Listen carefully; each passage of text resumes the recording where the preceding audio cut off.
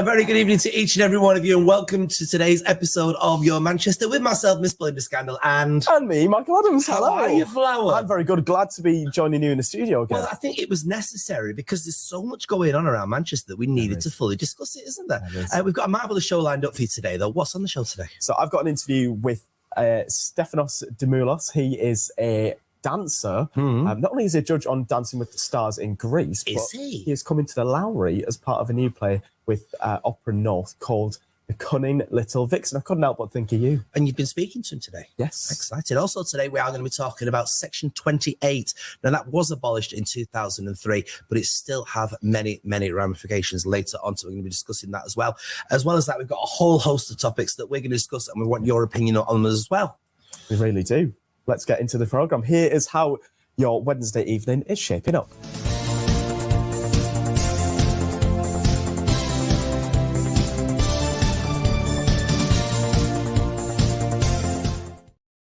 Well, one of the things that caught my eye this week was Roald Dahl's books being changed. The words are being changed. It's unnecessary, I think. I can't get my head around it at all, you know. I mean, there's some words that it's just crazy. They're doing it for sensitivity reasons, so they're saying. But what's your thoughts? Should you change an author's words when he's written them? He's no longer around to correct them, is it? The thing that annoyed me the most is a lot of the changes in there just aren't necessary. I mean, I understand sort of censoring maybe words that are not really used these days, but then in some cases they've just changed things for the sake of changing it, like changing the word fat to enormous. Yes, I know. Either way, it still means the same thing. I mean, I would personally be more offended by being called enormous. I'm just trying to look for some of the other ones here. You can't call Matilda's Mrs. Trunchbull. You can't say she's got a long horsey face anymore. That's gone. I mean, it's these bizarre. are words that he's put together and he's thought about. It's also taken away, I think, a lot of the original meaning of the books. Obviously, in The Witches, part of their distinguishing features is the fact that they have no toes and they're bald. Yeah. And yet they feel the need to clarify the fact that some women are bald and therefore they might need to wear a wig. And also, they have removed the part where they said that they don't have any toes and say that they've got square feet. That's right. It's just bizarre. They're changing things for the sake of changing it. That's right. One of the things in The Witches is you can't use the word old hag. The new version will say old crow. I don't know why You've they're been even called both bothering. of those, haven't you? I have indeed. Augustus, you say, is no longer fat. Mrs. Trunchbull can't have a great horsey face. It is just ridiculous. They are going to be discussing this, though, and they are actually going the full argument with it. Rishi Sunak, of course, criticised Dahl's publishers on Monday, saying great works of literature should be preserved, not airbrushed, and we should not gobble funk. Of course, that's a word taken from the BFG. I mean, the thing is, they're changing Roald Dahl. They're not going to change Dickens or Shakespeare even. Well, not at the moment.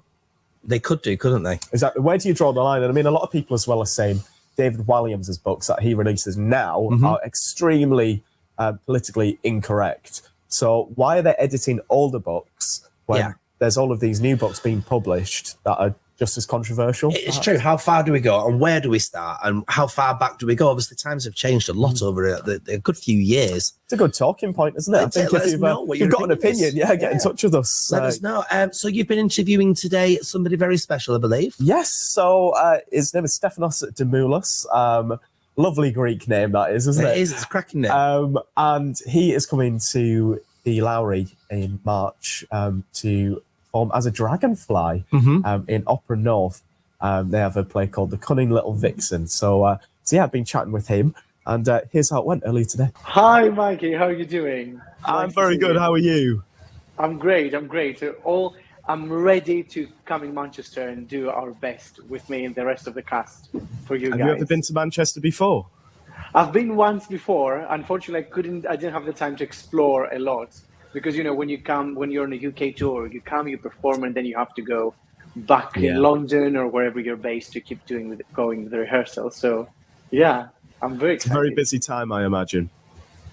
It is, and a good busy. You know, feeling productive, for example, is something that I love. I love my everyday life to be full of, new things and creative stuff. So, yeah, it is what we live for, isn't it? It definitely is. So tell me about The Cunning Little Vixen. You portray a dragonfly in it, is that right? I do. And it's the second time I'm reviving this role, which also makes it a very interesting role for me, because when you revive a role, when you go back to what you did, I did in 2019, 4 years ago, you kind of see it with a very more, with a mature way. You kind of, you let time pass and you've outgrew from situations, and then you just put that into your role. And I've really discovered that through that dragonfly, because, you know, I found it very interesting that dragonflies, their lives are so short. So that's what's portrayed in the actual show, that you can be strong and, you know, powerful going out there, but everybody bows down to the death. So I know the dramatic, isn't it? It's all about the drama. I love it. Love the drama. Oh, we love the drama. We love the drama. So what can you tell me about the story itself? What is the Cunning Little Vixen all about? So it's inspired by a comic strip in a local newspaper. Janacek, who's the creator, brought this unique vision about the environment, and about, literally, it has to do with the circle of life. Quite frankly, there's a guy who goes out and kills animals, and then the animals kind of go against it, and they it's very funny because, like, chicken protest. And I'm not going to say too much. But don't give too much away. Give too much away. What I'm really enjoying about it is that it has a big fluctuation of emotions. And I always think that when you go into the theater, or even when you go to the cinema to watch a movie, you want to get out of there kind of like a different person. So that's what makes me feel very proud about being in this production, especially with Opera North, who has treated me so well. That I go there, I perform, and then I have people coming out at the stage door sobbing, or others being so happy about watching this. So it's very, very beautiful. Making quite the impact. Well, I hope so. Am I right in thinking as well, you are a judge on the Greek version of Dancing with the Stars? It's basically our version of Strictly. Exactly, yeah. I was... it was last year, so it was I am, up until now at least, the youngest Greek judge in the history of the show. So that makes me feel a bit special, but I don't feel special at all. I just think that I've delved so much into this industry of dancing since I was 4. And all this, despite the youth of my age, has taught me so much.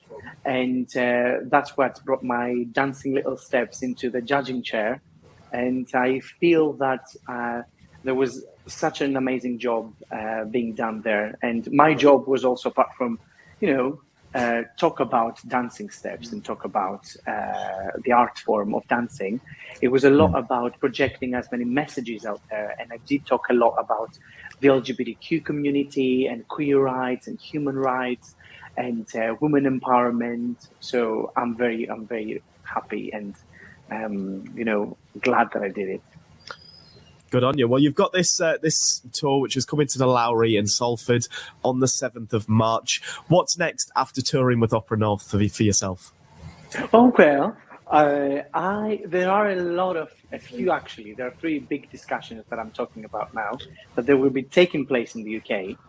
But I haven't signed, so I can't really say much yet. Oh, you can't give too much away. No, I'm also preparing my second full-scale dance production, which is going to premiere in Greece to start with, and then we'll see how it's going to be, maybe, you know, coming to the UK, which is the country. Like, I've got my citizenship here. I've been here for 10 years. I really think it's my home. It's a place that I would love to do more. Well, we're really looking forward to having you guys in Manchester. Like I say, 7th and 8th of March, it's the Cunning Little Vixen as part of Opera North at the Lowry. Thank you very much, my friend. Thank you so much, Michael. It was a We look forward pleasure to seeing it. That's fascinating, isn't it? It is indeed, yeah. 7th to the 8th of March, playing a dragonfly. I've never thought of a dragonfly. You'd think they'd opt for a butterfly. You would think so. Wouldn't you? I mean, you look a bit like a dragonfly today. I am a dragonfly, Flower. I am a dragon. I am a dragon, thank you. Manchester's dragon. I thought you'd get there eventually. Listen, with so many subjects to talk about this week, but one event that I happened to go to on Monday was a conglomeration of the celebration of the abolishment of Section 28. Now, I don't know what you know about that. Well, the thing is, I was just saying, obviously, before we came on air, it was 20 years ago, and I'm going to make you feel very old now, Belinda. 20 years ago in September, I started school. Okay. So it didn't impact people of my age, but I do feel as if there was always talking about LGBT people in school was still seen as sort of a taboo subject, certainly right up until sort of the end of my time in high school. So I do think that it's still sort of, particularly if you imagine a lot of the teachers that taught me probably taught while Section 28 was still in place. So for them, it probably was very out there, a bit unusual for them to actually have to cover that in lessons. So, but it also makes you think how many of the teachers were having to hide themselves and, you know, go against everything that they actually believe in as well. For those of you that don't know, Section 28 was a clause that were brought in by the great Maggie, not so much. And don't mention her name. I know, exactly. And it basically stopped the promotion of any form of homosexuality at all within schools. Books were taken out of the library. Everything. It was just a really strange time. Let's have a look at the little VT and see exactly what it was like living with Section 28.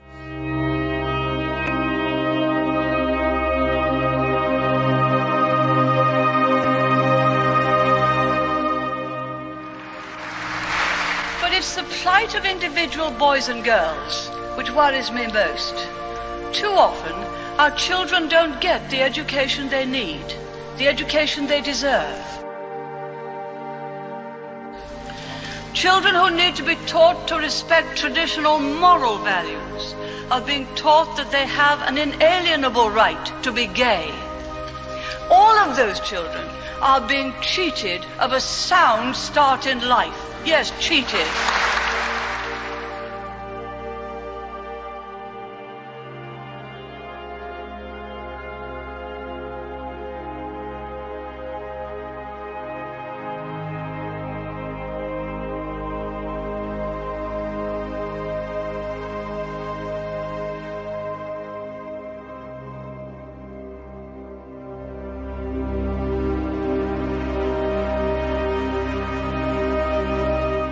People were really scared, people had no idea what was happening, people worried that books from libraries would be banned, you couldn't talk about lesbian and gay issues in schools. I think we've got to remember that the government failed a whole generation. It's a piece of legislation that was never used, so there was never a case of a local authority being taken to court for breaking Section 28, but certainly talking to teachers in schools, they felt it'd be very difficult.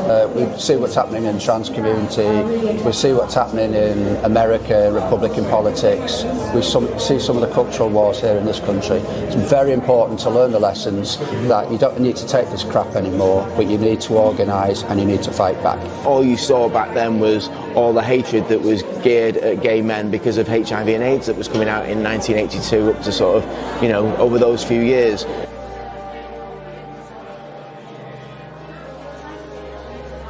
Things have changed enormously. There's huge, almost complete legal equality.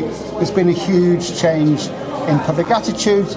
But as the tragic murder of Brianna Gay saw recently, there's still a huge attack on members of the trans community, and there's still hatred that LGBT people experience. So although there's been a massive change, there's still many issues.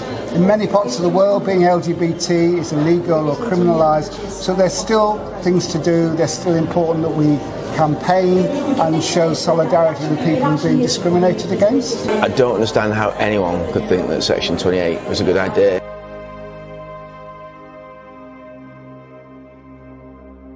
I mean, sad, isn't it? It is. It's shocking that something like that ever happened, really, isn't it? And I think the worrying thing is a lot of people are saying that the current government aren't doing enough for LGBT people, and it's concerning to think something like that could potentially happen again. Well, it is, and it's a load of people that basically are there to make rules about your life, and that's what concerns me. They shouldn't be there to, especially things most of them know little about.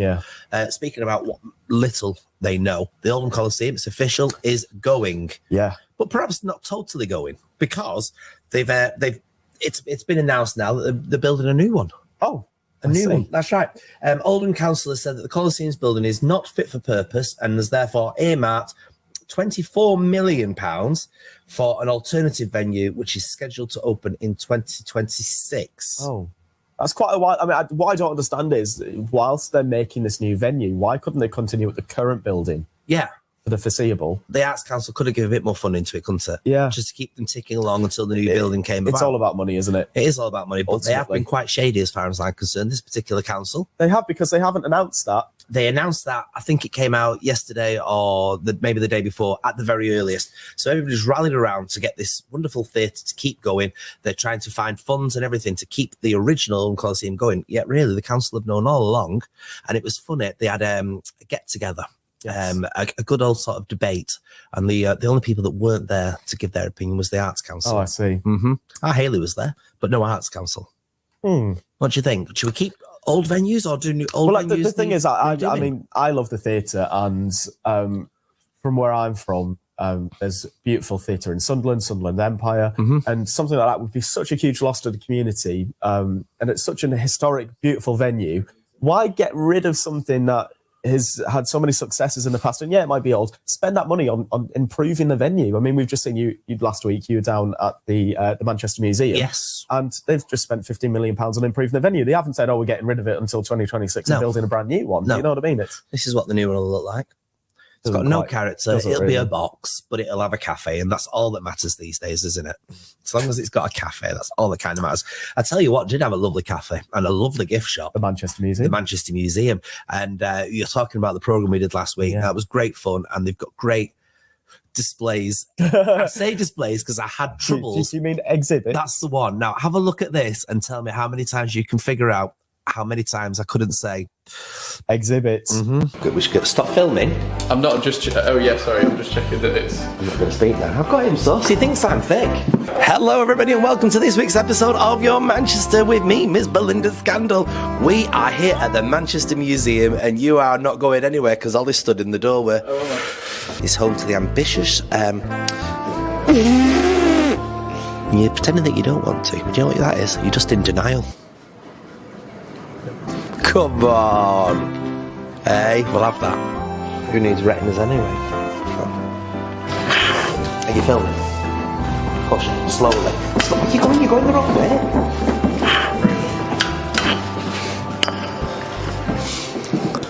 Join us on Sunday. We're at the Manchester Museum, everybody. It's very exciting. Stop. I'm going to kill myself. 3, 2. Well, in there. And this was one of the exhibits. 3,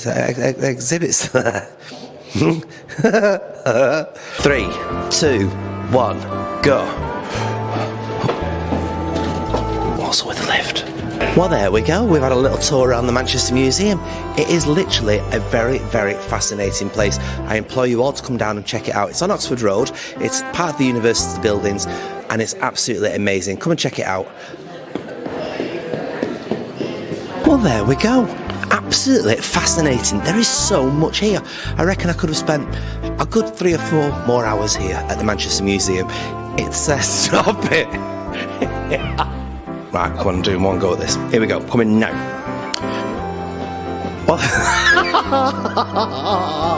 Well, there you go. How absolutely fascinating. I tell you what, I could have spent at least 3 or 4 more hours here looking at all the exhibits. Exhibits? What's an exhibit? An exhibit. I'm loving an exhibit. Well, there we go, everybody. It's absolutely fascinating. I reckon I could have spent at least 3 or 4 more hours in this very building looking at all these wonderful displays. Because I can't see exhibit. So I'll say display instead. Well, how absolutely fascinating. I reckon I could have spent at least 3 or 4 hours here. Well, how absolutely fascinating. I reckon I could have spent at least 2 or 3 more hours here looking around all these exhibits. I got it right. Oh, right, we've got it. You ready? No, because I can't. There's the 3 or 4 that's having the effects on the exhibits. Your Manchester. Are we content with that? Because I don't think I can do any more.